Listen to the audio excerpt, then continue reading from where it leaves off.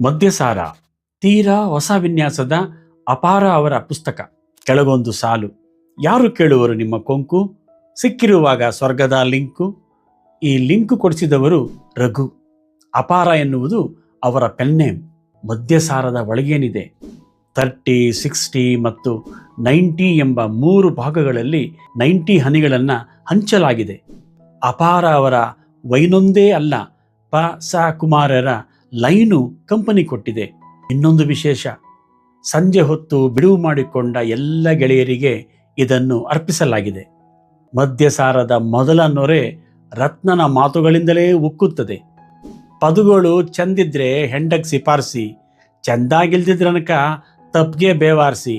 ಏಕೆಂದರೆ ಮದ್ಯವನ್ನು ಗುಟುಕರಿಸುತ್ತಾ ಬದುಕಿನ ಬಗೆಗೆ ತುಡಿಯುವ ಈ ಪದ್ಯಗಳ ಪರಂಪರೆಗೆ ರಾಜರತ್ನಂ ಅವರ ಹೆಣ್ಕುಡುಕ ರತ್ನನ ಪ್ರೇರಣೆ ಇದೆ.